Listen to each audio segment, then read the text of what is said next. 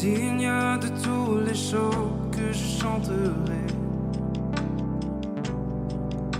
digne de la louange que j'élèverai, digne de chaque souffle que je te rendrai. Je vis pour toi.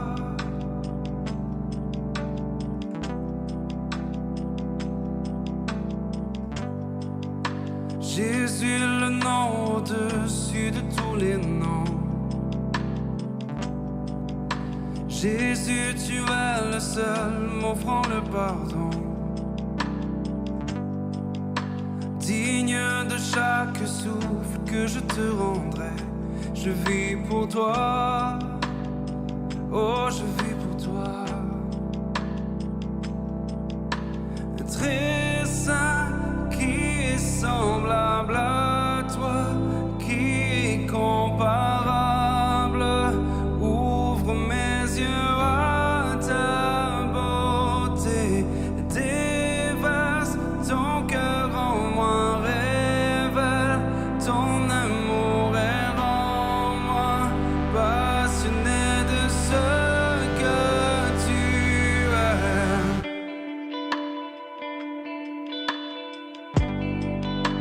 Digne de tous les chants que je chanterai,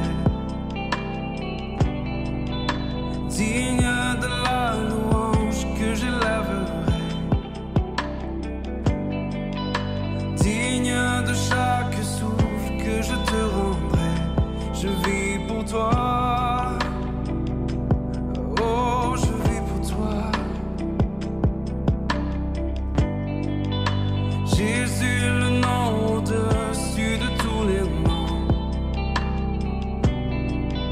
Jésus, tu es le seul m'offrant le pardon. Digne de chaque souffle que je te rendrai. Je vis pour toi. Oh, je vis pour toi.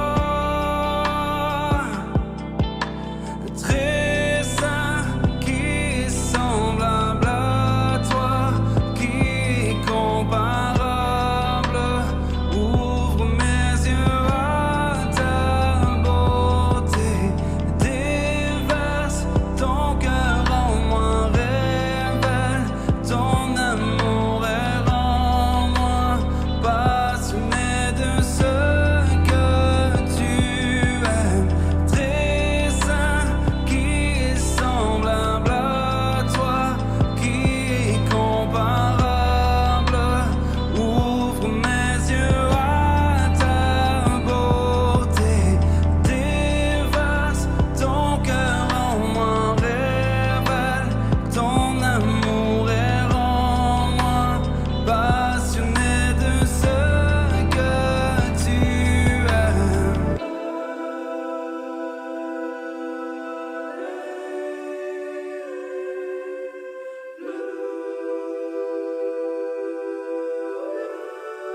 Rends-moi passionné.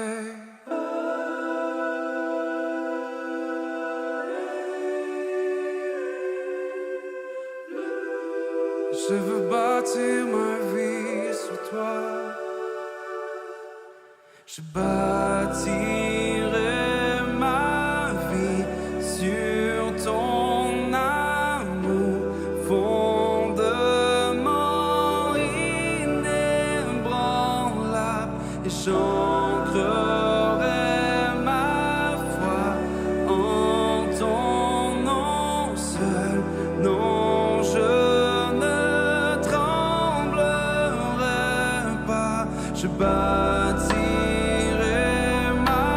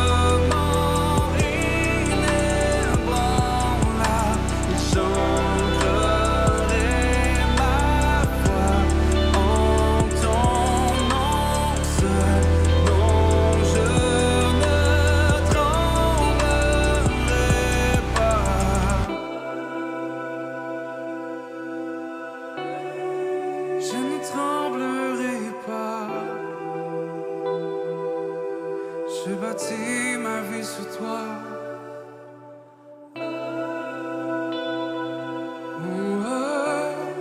Je ne tremblerai pas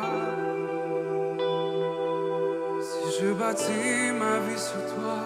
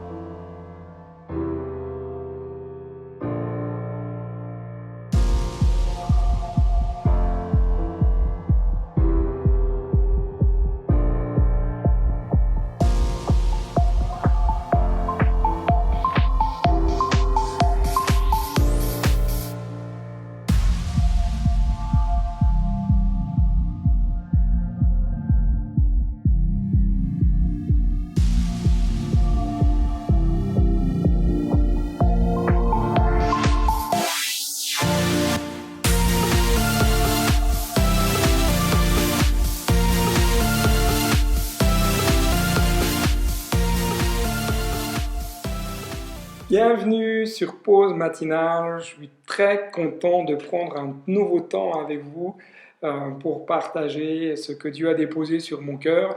Mais avant cela, je voudrais vraiment vous demander comment vous allez. Est-ce que ce début de déconfinement se passe bien pour chacun et chacune d'entre vous?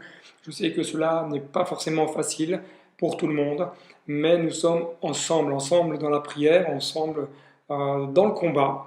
Et c'est pour cela que je vous invite sans plus tarder à prendre ce moment de louange pour répandre nos cœurs devant le Seigneur et nous laisser remplir de sa présence. Je vous donne rendez-vous juste après ces instants de louange. Comment expliquer et comment décrire un amour si grand, si puissant que rien ne peut le contenir. Tu sais mes espoirs, Seigneur, tu sais mes craintes, et mes mots sont bien trop petits pour dire tout l'amour que j'ai pour toi. Alors entends mon cœur, mon esprit qui te loue, entends le chant d'amour d'un enfant racheté. Je prendrai mes faibles mots pour te dire quel Dieu merveilleux tu es. Mais je ne pourrai pas te dire combien je t'aime. Alors entends mon cœur, c'est tout comme la pluie, si tout comme la pluie. Mes mots pouvaient couler, et si j'avais l'éternité, je ne pourrais pas l'exprimer dans les battements, mais dans les battements de mon cœur, tu entendras toujours. Merci pour la vie, pour la vérité et pour le chemin. Alors entends mon cœur, alors entends mon cœur, mon esprit qui te loue, entends le chant d'amour, entends Seigneur, d'un enfant racheté. Je prendrai mes faibles mots pour te dire quel Dieu merveilleux tu es. Mais je ne pourrai pas te dire combien je t'aime, alors entends mon cœur. Mais je ne pourrai pas te dire combien je t'aime, alors entends mon cœur. Entends-le ce matin, Jésus. Mais je ne pourrai pas te dire combien je t'aime, alors entends mon cœur. Siana, yana, yana.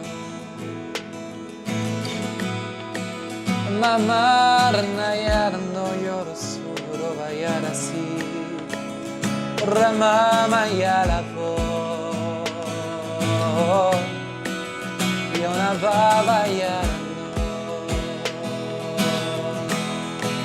Marana, yana. Marana, yala, yala, no, yala, si, yo.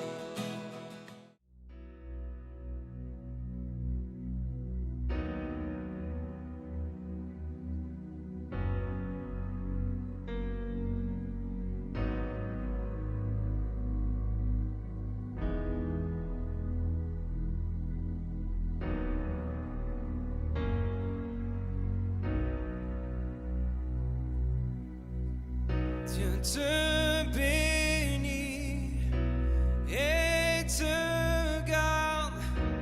Il rayonne sur toi, il t'accorde sa grâce. Ton Dieu se tourne vers toi, te donne paix.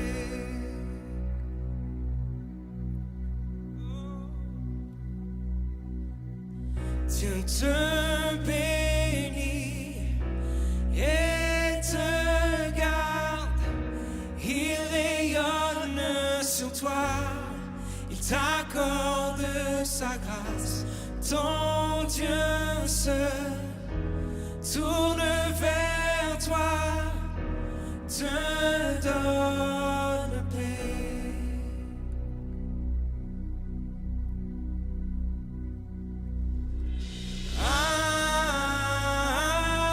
Amen, amen, amen. D'une seule voix, amen, amen, amen.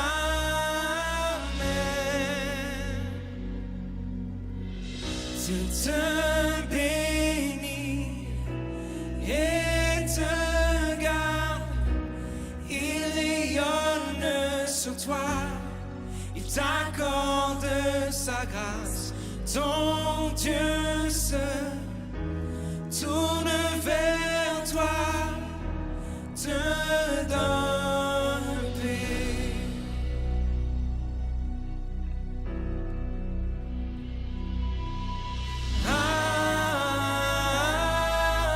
Amen, amen, amen,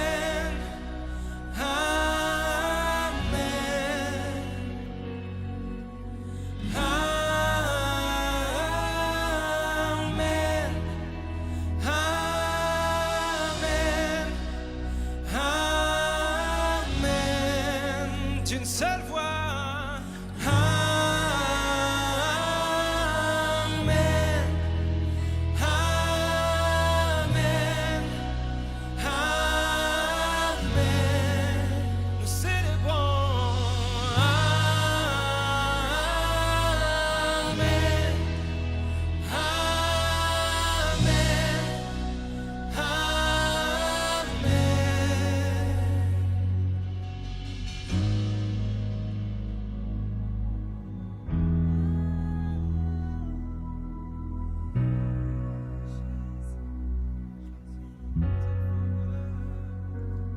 Que sa faveur reste sur toi pour plus de 1000 générations, sur ta famille et tes tes enfants et les enfants de leurs enfants. Que sa faveur reste sur toi pour plus de 1000 générations, sur ta famille et tes enfants et les enfants de leurs enfants. Que sa faveur reste sur toi pour plus de 1000 générations, sur ta famille et tes enfants et les enfants de leurs enfants. Que sa faveur reste sur toi pour plus de 1000 générations, sur ta famille et tes enfants et les enfants de tes enfants. Que sa présence t'environne avec toi,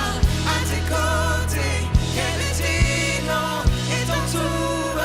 Il est pour toi, dès le matin jusqu'au coucher, à chaque pas, veillant sur toi, dans les larmes et dans la joie.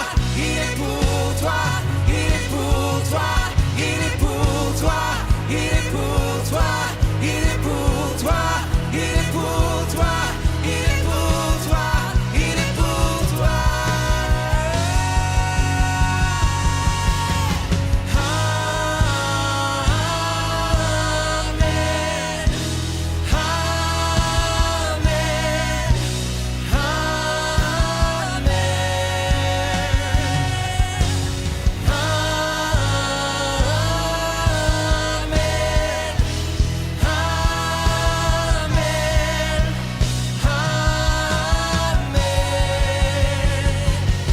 Que sa faveur reste sur toi pour plus de 1000 générations, sur ta famille et tes enfants et les enfants de leurs enfants. Que sa présence t'environne avec toi, à tes côtés, qu'elle est digne et t'entoure. Il est pour toi, dès le matin jusqu'au coucher, à chaque pas, veillant sur toi, dans les larmes et dans la joie. Il est pour toi, il est pour toi, il est pour toi, il est pour toi, il est pour toi, il est pour toi, il est pour toi, il est pour toi.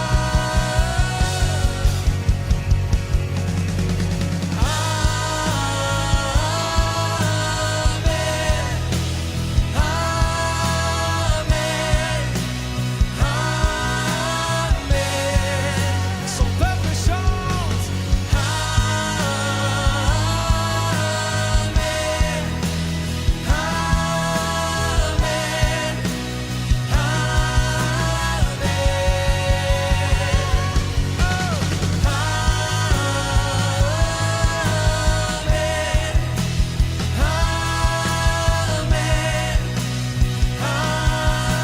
Amen. Nous déclarons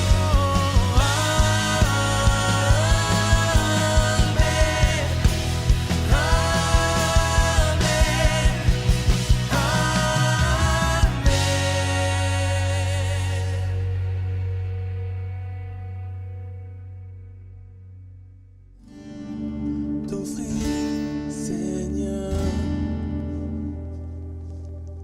ce que j'ai de meilleur. Je viens t'offrir ma vie. Oui, à toi, Jésus-Christ. Même si je suis fragile,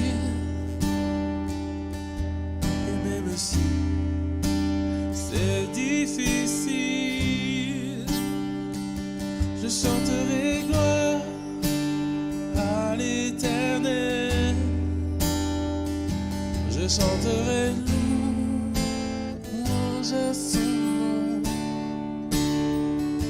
Je chanterai Dieu, mon essentiel. Je chanterai en l'honneur de son nom.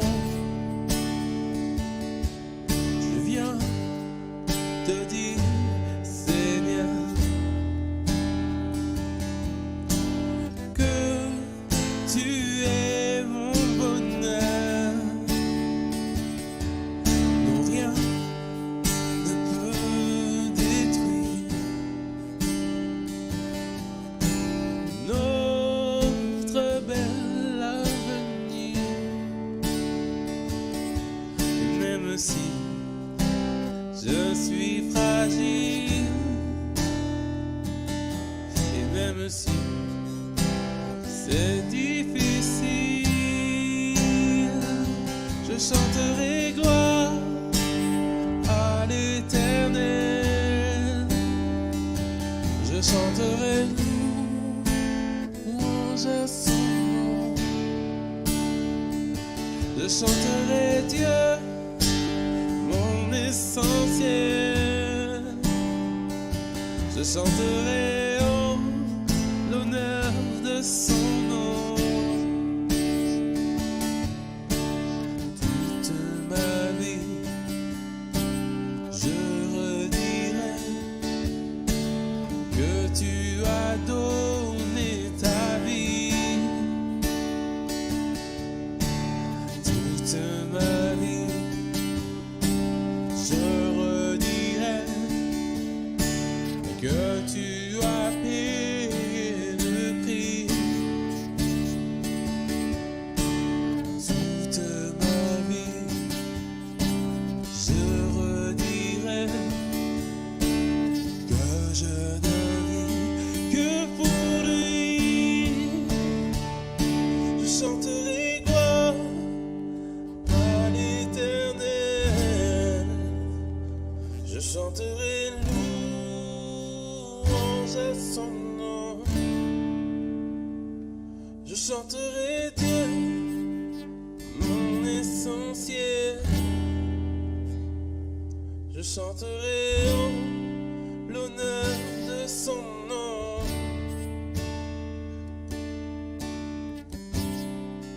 En l'honneur de ton nom, en l'honneur de ton nom, en l'honneur de ton nom, je chanterai toujours. Ton nom sera sur mes lèvres, ton nom sera sur mes lèvres, toujours, toujours.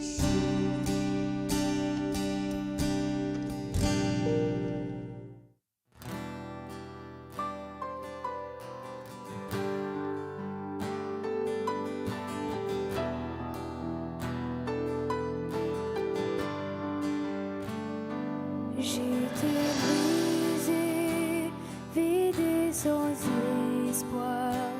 Ta grâce m'a trouvé, me restaurer.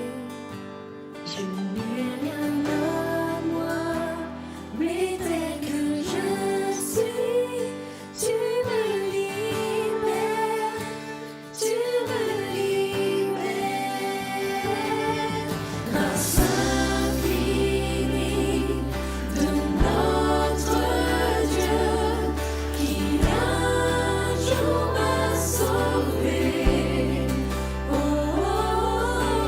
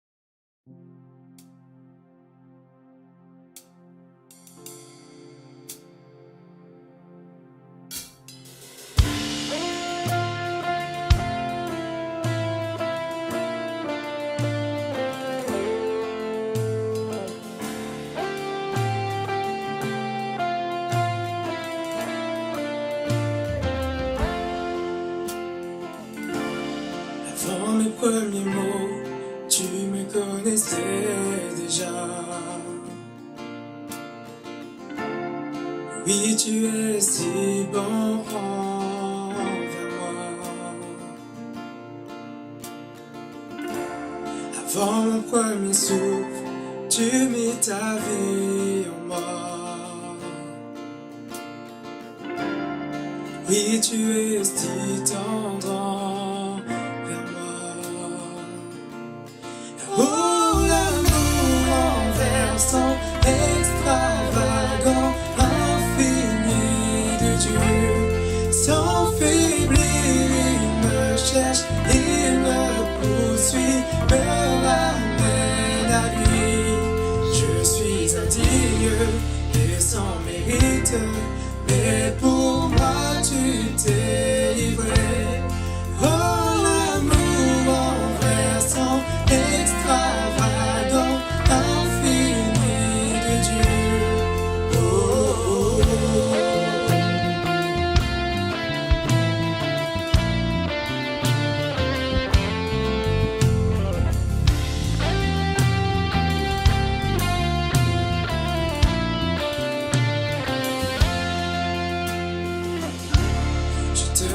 J'étais sans relâche, tu m'aimais. Et tu es si bon envers moi. Je me sentais vain, tu m'as offert la croix. Oui, tu es si tendre envers moi. Oh, l'amour renversant, extravagant, infini de Dieu. Sans faiblir, il me cherche, il me poursuit, me ramène à lui. Je suis indigne et sans mérite, et pour moi tu t'es livré. Oh, l'amour renversant, extravagant, infini de Dieu. Oh, oh,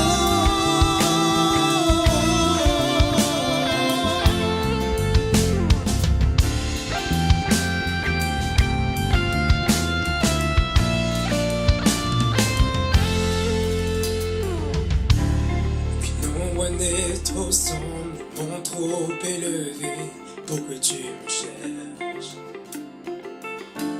Ton mur ne peut résister, mon songe tenir, sans fin tu me cherches. Et puis l'ombre n'est trop sombre, mon trop élevé, pour que tu me cherches. Quel mur ne peut résister, mon songe tenir, sans fin tu me cherches. L'ombre n'est trop sombre, mon trop élevé, pour que tu me cherches. Quel mur ne peut résister, mon songe tenir, sans fin tu me cherches. L'ombre n'est trop sombre, mon trop élevé, pour que tu me cherches. Quel mur ne peut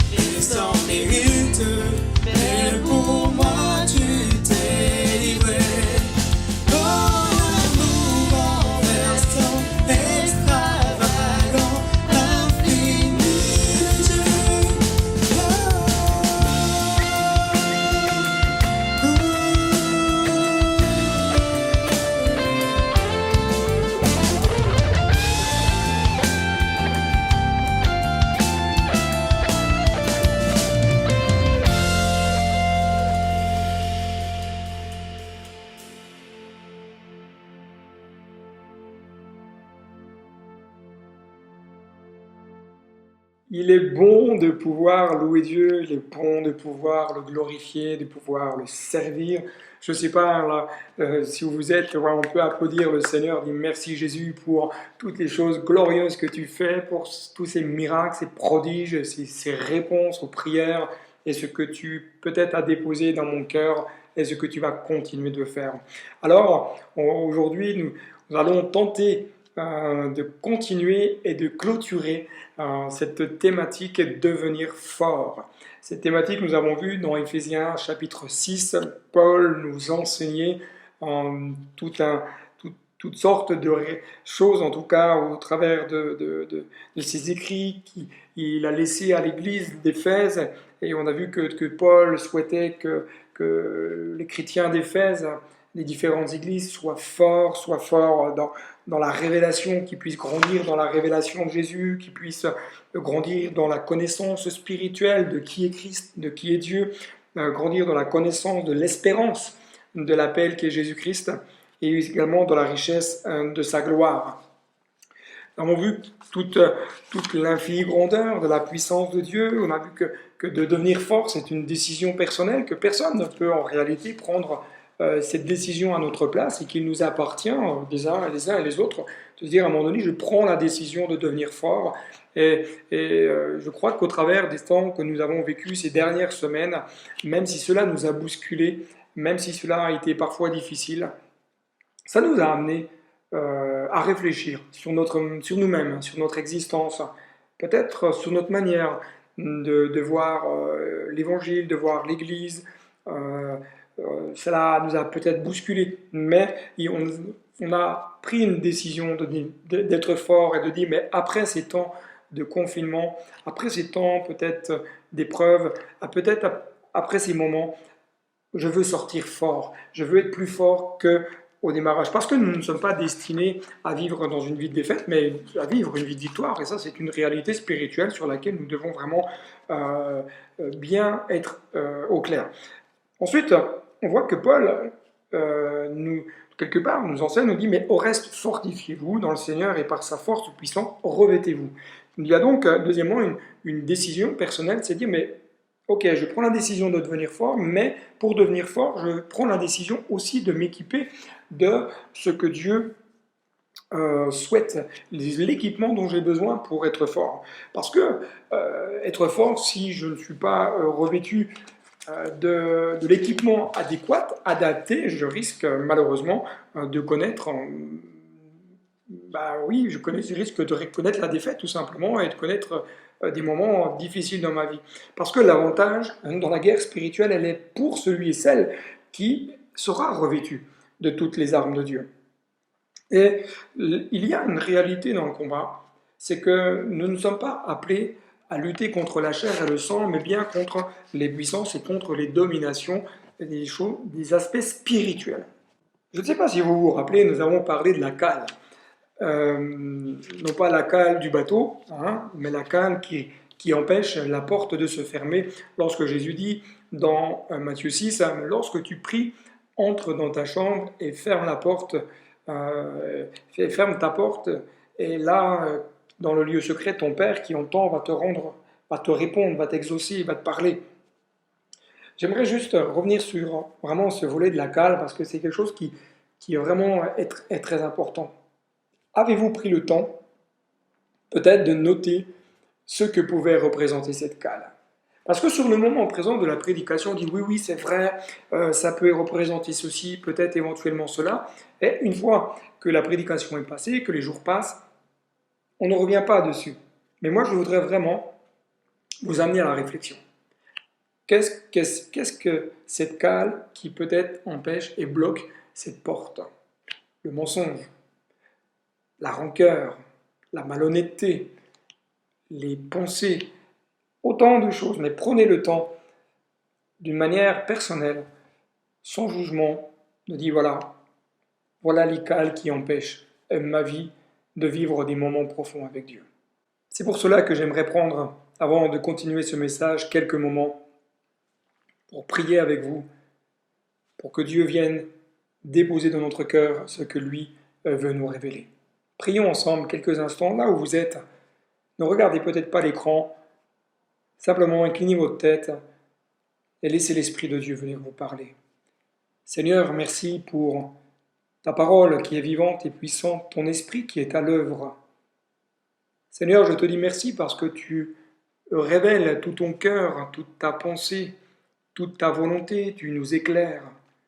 Seigneur, toi qui sais que, Seigneur Jésus, nous t'aimons, toi qui sais que nous souhaitons plus que tout te servir, marcher avec toi. Seigneur, tu sais aussi ce qui peut être comme des blocages dans notre vie, ce qui peut bloquer la cale, ce qui peut empêcher peut-être ton esprit de venir nous parler. Seigneur, je te prie maintenant que tu puisses révéler par le Saint-Esprit, Seigneur mon Dieu, les cales qui ont besoin d'être enlevées dans nos cœurs, dans notre existence, afin que nous puissions vivre davantage des choses encore plus profondes. Seigneur, merci parce que tu es là, merci parce que tu te révèles et parce que tu agis, et parce que tu te glorifies, tu vas bénir et préparer ces temps que nous allons avoir ensemble durant encore tout ce partage. Amen. Alors, chers amis, j'aimerais voir avec vous le dernier volet de cette thématique Devenir fort. Les armes sont disponibles. Lisons ensemble Éphésiens chapitre 6, versets 13 à 17. C'est pourquoi, prenez toutes les armes de Dieu afin de pouvoir résister dans le mauvais jour et tenir ferme après avoir tout surmonté. Tenez donc ferme, ayez à vos reins la vérité pour ceinture. Revêtez la cuirasse de la justice, mettez pour chaussure à vos pieds le zèle que donne l'évangile de paix, et prenez par-dessus tout cela le bouclier de la foi, avec lequel vous pourrez éteindre tous les traits enflammés du malin. Prenez aussi le casque du salut et l'épée de l'esprit, qui est la parole de Dieu. Amen. Chaque arme est disponible au magasin du ciel. Le texte ici nous enseigne énormément de choses aussi importantes les unes que les autres qu'on va essayer de voir ensemble. Deuxièmement, ces armes, elles sont utiles pourquoi ? Pour résister. Parce que Paul va dire, prenez toutes les armes de Dieu afin de pouvoir résister. Et ces armes, elles sont amenées à nous donner la capacité d'aller contre, de supporter ou de nous opposer à l'ennemi. Elles ne sont pas là pour faire beau, elles ne sont pas là pour donner une belle décoration, elles ne sont pas là pour que nous puissions regarder comme je suis un beau militaire. Non, elles sont là pour nous amener à nous opposer. Elles nous donnent la capacité d'aller en opposition, elles nous donnent la capacité aussi de supporter la rude épreuve peut-être dans laquelle nous sommes. Elles nous donnent la capacité de supporter le combat. Regardez le texte. Prenez toutes les armes de Dieu afin de pouvoir résister. Dans quoi ? Dans le mauvais jour. Les armes ne sont pas utilisées lorsque tout va bien. Vous avez parfois des chrétiens qui vivent des combats tout le temps. Alors là, je suis complètement étonné parce qu'on a l'impression qu'ils sont en lutte spirituelle d'une manière constante. Bibliquement parlant, ce n'est pas ce que Dieu nous enseigne. L'Éternel est mon berger, c'est celui qui m'emmène dans de verts pâturages. Donc il y a des temps d'accalmie, il y a des temps effectivement de lutte, de combat, mais il y a aussi des moments de joie, des moments de fête, des moments de repos, des moments de reconstruction, des moments de ressourcement. Si on n'a pas tous ces temps-là, comment on peut être au combat ? Utilisez ces armes quand il y a un combat. C'est pour cela que nous avons juste besoin parfois de libérer notre esprit, libérer notre cœur de toute fausse conception, de dire mais on doit être en lutte perpétuelle. Alors c'est vrai que nous devons être vigilants. La Bible dit que celui qui est debout prenne garde de tomber, donc il y a une vigilance à avoir. Mais je n'ai pas affaire à un ennemi spirituel d'une manière constante. Certains voient des ennemis spirituels partout. On en arrive même parfois à penser qu'il y a des ennemis spirituels partout. Mais c'est grave, parce qu'on ne vit plus d'une manière libre. Dieu nous amène dans la liberté de son amour, de sa grâce. Lorsque nous sommes dans le combat, nous sommes appelés à être dans ce qui est contraire, dans le vent contraire, à supporter avec patience l'épreuve, la difficulté, et même à nous opposer à la dualité, à ce qui est là en face de nous. Pour cela que Paul nous dit, mais tenez ferme, tenez ferme. Il nous dira dans ce texte, prenez de toutes les armes de Dieu et résistez dans le mauvais jour et tenir ferme après avoir tout surmonter. Tenir ferme, du grec istémi, c'est-à-dire rendre ferme, établi, faire qu'une personne garde sa place. Tenir ferme, c'est garder sa place d'enfant de Dieu. Tenir ferme, c'est garder sa place de combattant. Tenir ferme, c'est aussi garder sa place de victorieux. Tenir ferme, c'est rester en sûreté, se tenir auprès de celui qui va vous tenir en sûreté. C'est se tenir debout. Un combattant, il est debout. Même s'il a mis un genou à terre, il est debout. Même s'il est abattu, il est debout. Même si c'est peut-être difficile, il est debout. Tenir ferme, c'est aussi avoir des fondations comme les fondations d'un immeuble, quelque chose de constant. Les fondations d'un immeuble, c'est quelque chose de stable. Mais c'est aussi quelqu'un qui n'abandonne pas. Celui qui tient ferme, il n'abandonne pas. Il n'abandonne pas le combat. Même si en face, il y a l'ennemi, même si en face, c'est dur, même si la défaite semble être inéluctable, il ne lâche pas. Il continue parce qu'il croit que la victoire est encore possible. Et Paul nous dit, mais tenir ferme, afin d'avoir tout surmonté. Ensuite, Paul enseigne, ayez la vérité pour ceinture. C'est-à-dire, du grec aletheia, qui dit, mais mettez à vos reins ce qui est vrai et ce qui a de la considération pour Dieu. C'est-à-dire ce que Dieu veut que nous ayons autour des reins, c'est-à-dire qui nous permet d'avoir une véritable assise, une véritable posture en Dieu, d'enfant de Dieu, c'est de marcher selon la vérité qui est la parole de Dieu. La parole nous donne les axes moraux, religieux, spirituel pour marcher selon le cœur de Dieu et la pensée de Dieu. Avoir la ceinture comme vérité nous amène à marcher dans ce qui est droit pour Dieu, en nous appuyant sur Dieu pour exécuter ce que Dieu nous demande de faire. C'est pour cela que nous devons nous ceindre de la vérité, nous ceindre de cette ceinture, parce qu'elle nous amènera à ne pas marcher dans la superstition.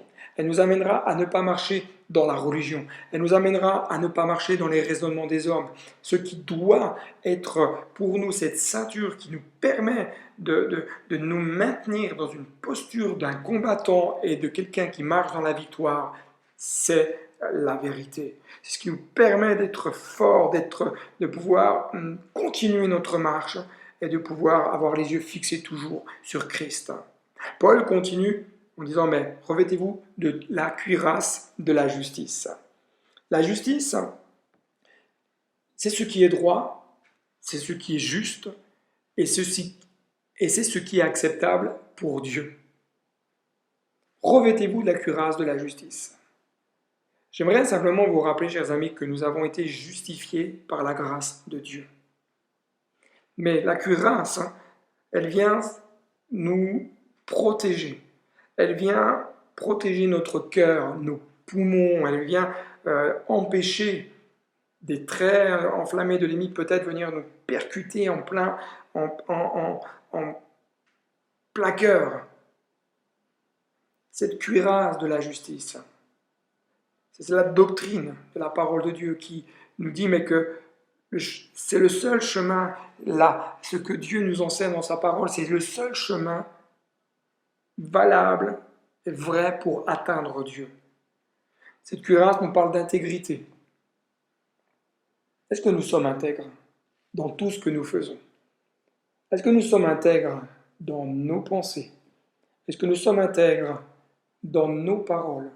Vous savez, parfois je suis surpris lorsque des personnes pointent souvent du doigt les autres sans se remettre en question soi-même. Je trouve cela personnellement attristant. Mais la cuirasse de la justice m'amène à marcher personnellement dans l'intégrité. Parce que le salut, il est personnel. Ma marche avec Dieu, elle est personnelle. L'intégrité, elle est personnelle.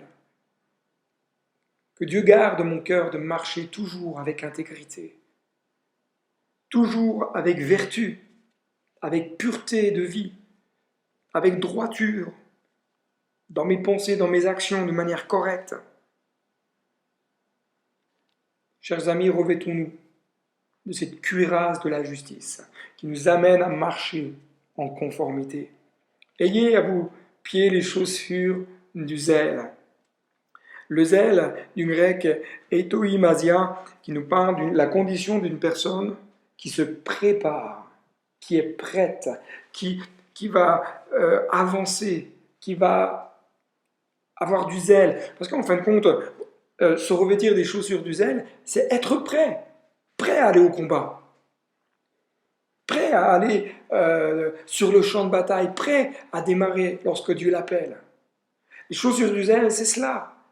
C'est être prêt, mais c'est aussi avoir ce zèle ardent, ce zèle pour Dieu, ce zèle pour le servir, ce zèle pour l'aimer, ce zèle pour le servir là où il nous appelle. Être prêt. C'est pas lorsque Dieu m'appelle que je dois mettre mes chaussures. Je dois revêtir mes chaussures pour être prêt le jour où Dieu m'appelle. Je dois être prêt à revêtir, à partir. Donc je revêts les chaussures du zèle. Lorsque Dieu nous appelle à faire telle et telle chose, est-ce que j'ai déjà mes chaussures aux pieds pour être prêt à démarrer? Revêtez-vous les chaussures du zèle. Un autre élément que Paul nous enseigne, c'est se revêtir, en tout cas prendre par-dessus tout cela le bouclier de la foi. Et c'est cela qui est étonnant d'ailleurs dans le texte, c'est que Paul nous dit, à ce moment-là, prenez par-dessus tout cela le bouclier de la foi. Prenez par-dessus tout cela. Les autres éléments qu'il vient de citer, la vérité pour ceinture, la cuirasse de la justice, les chaussures du zèle, sont des éléments importants pour le combattant, mais ce qui est important aussi, et par-dessus tous ces premiers éléments qui ont été donnés, c'est le bouclier de la foi. Ce qui est interpellant, c'est que le bouclier, Paul aurait pu citer le casque du salut et l'épée de l'esprit avant, et mettre en tout dernier le bouclier de la foi en disant, mais prenez par-dessus tout cela. Eh bien non. Prenez par-dessus tout cela le bouclier de la foi, parce que la vérité sans la foi, il y a quelque chose qui manque. La justice sans la foi, il y a quelque chose qui manque. Mais la vérité, la justice avec la foi va aider à éteindre les traits enflammés de l'ennemi. La vérité, la justice et le zèle que donne l'évangile de fait avec la foi va nous amener beaucoup plus loin, va nous amener à marcher dans des convictions de vérité, dans des convictions enracinées dans ce que Dieu nous dit. Parce que la foi nous vient du grec pistis, c'est la conviction de la vérité, la conviction de qui est Dieu, la conviction de qui est Christ et la conviction de qui est le Saint-Esprit. Cette foi, c'est cette confiance en Dieu, cette fidélité en Dieu. Et c'est avec cette foi que nous pourrons éteindre, nous dit le texte, les traits enflammés de l'ennemi. C'est-à-dire que même si une flèche peut être allumée par un feu dévorant de l'ennemi, le bouclier va venir éteindre les flèches de l'ennemi. Il ne s'agit pas simplement de dire d'esquiver la flèche de l'ennemi, mais d'éteindre. Il la rend nulle, il la rend caduque. Le bouclier de la foi rend les flèches que l'ennemi t'envoie sur ta vie, il les rend nulles. Et elles ne peuvent pas t'atteindre parce que tu as la bouclier de la foi, cette foi qui est enracinée dans la parole de Dieu. Amen. Paul continue en disant, prenez aussi le casque du salut. Prenez aussi. Ce n'est pas une option. Le casque du salut vient revêtir une des parties qui pouvait être exposée. Le casque du salut, il y a le salut qui sauve, le salut en Jésus-Christ, mais cela parle aussi de l'espérance future que nous avons en Dieu. Là aussi, nous parle de ce que Dieu veut accomplir pour nous dans notre vie, mais se revêtir aussi du casque de salut, c'est revêtir la souveraineté de Dieu dans notre existence. C'est revêtir l'autorité de Dieu dans notre vie. C'est d'accepter que Christ règne sur nos pensées, nos raisonnements, notre manière de vivre. C'est accepter que Christ règne et qu'il ait la place de roi dans notre existence. Prenez aussi le casque du salut. afin que vos pensées soient comme les pensées de Dieu, afin que votre manière de voir soit comme la manière de Dieu, afin que votre manière d'entendre puisse être comme la manière de Dieu, afin que vous puissiez parler comme Dieu parle. Prenez aussi le casque du salut. Paul continue en disant, prenez aussi l'épée de l'Esprit qui est la parole de Dieu. Cette parole comme une épée à double tranchant, qui est à manier avec force. Et pour la manier avec force, on a besoin du pneuma de Dieu qui est l'Esprit. Le pneuma de Dieu qui nous amène à comprendre quelle est la pensée de Dieu dans ce qui est écrit. Le pneuma de Dieu qui nous amène à avoir une influence, qui nous amène à avoir une force, qui nous amène à avoir une puissance. Le pneuma de Dieu, c'est la source. C'est l'Esprit de Dieu qui nous rappelle la parole écrite. C'est l'Esprit de Dieu qui nous rappelle la parole de Dieu révélée. C'est l'Esprit de Dieu qui nous rappelle ce que Dieu veut pour nous. Utilisons cette parole, utilisons cette épée, le pneuma. Nous avons tellement besoin du pneuma de Dieu dans notre existence, dans la prière, dans la louange, dans la prédication, dans le témoignage, dans d'autres domaines encore. Nous avons besoin de revenir peut-être à des réalités beaucoup plus profondes pour servir Dieu. Servir Dieu avec la puissance du Saint-Esprit, mais ne pas servir Dieu avec des raisonnements humains. Servir Dieu avec l'influence du Saint-Esprit qui va nous conduire, nous diriger, mais aussi combattre avec la puissance du Saint-Esprit qui va nous amener à combattre avec l'épée de la parole.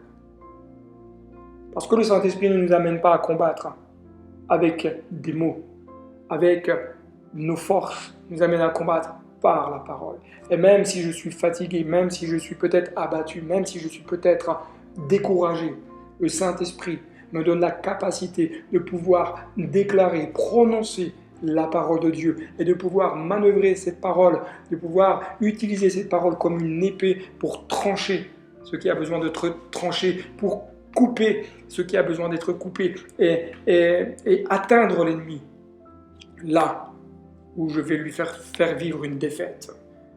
C'est pour cela que Paul continue dans Éphésiens 6, 18 en disant « Mais faites en tout temps par l'Esprit toutes sortes de prières et de supplications, veillez à cela avec une entière persévérance et priez pour tous les saints. » Chers amis, je crois que Dieu nous appelle davantage à vivre avec l'Esprit, à servir avec et par l'Esprit. Nous sommes appelés à faire des prières impactantes, inspirées par le Saint-Esprit, des supplications inspirées par le Saint-Esprit. Parce que lorsque je prie par l'Esprit, je prie avec la pensée de Dieu. Je prie dans la pensée de Dieu et je prie dans la direction que Dieu souhaite. C'est pour cela que je vous invite vraiment à vous revêtir de toutes les armes de Dieu. Et c'est comme cela que vous serez fort. C'est comme ça qu'à partir d'aujourd'hui, vous pouvez dire maintenant, je vais devenir fort. Fort dans le combat, fort dans la lutte, fort dans la louange, fort dans l'adoration, fort dans ce que Dieu a décidé pour moi. Chers amis, je vous encourage vraiment à plier vos genoux et à demander toute la grâce de Dieu dans votre vie et allez vous revêtir de toutes ces armes qui sont disponibles au magasin du ciel.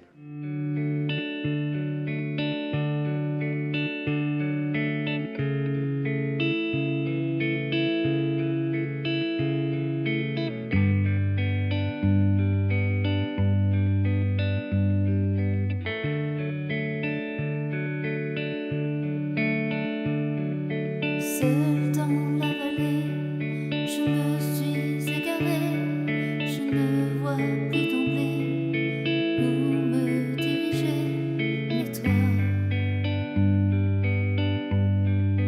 tu es là.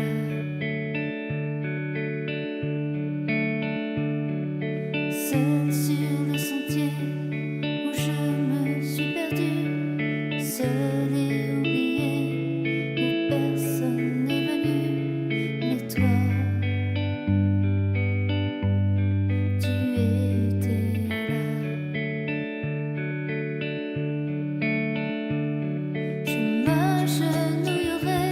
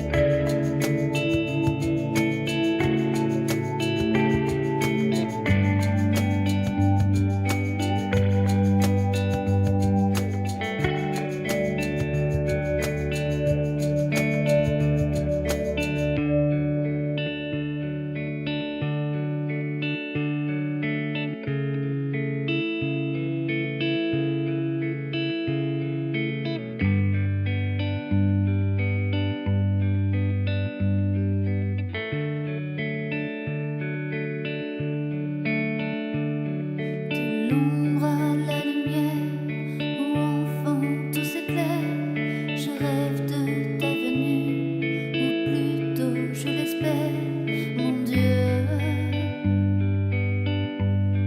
Révèle-toi dans mes souliers du sel et de la foi, je combattrai avec le roi des rois, car il m'a libéré, il m'a sauvé.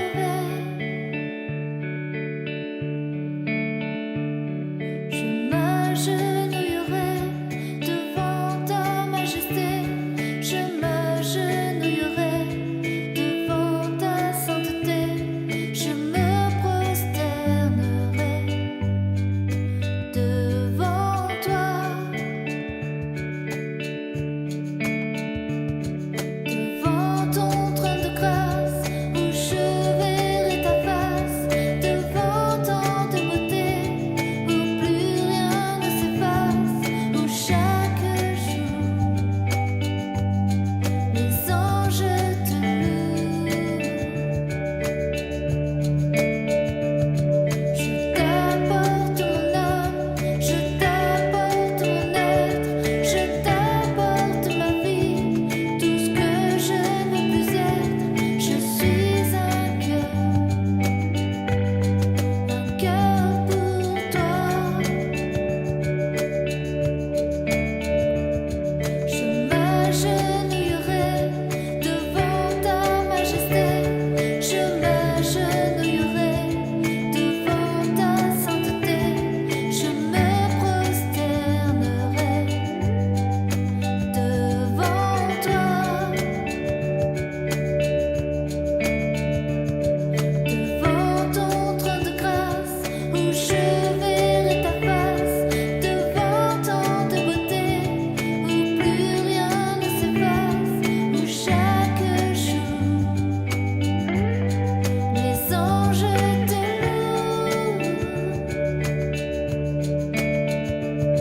Je t'apporte mon âme, je t'apporte mon être, je t'apporte ma vie, tout ce que je ne veux plus être. Je suis un cœur pour toi.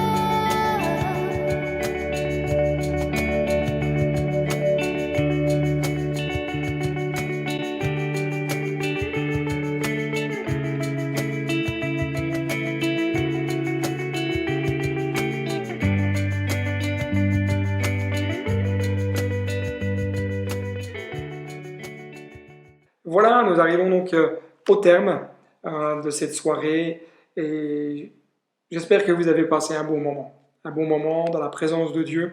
Nous aurons l'occasion de pouvoir nous revoir sur la chaîne Pause Matinale. C'est pour cela que si vous avez des sujets, n'hésitez pas à me les envoyer par mail pour que je puisse aussi peut-être préparer des méditations, prédications qui puissent aussi vous encourager. Que Dieu vous bénisse et je vous dis à très bientôt sur la chaîne Pause Matinale.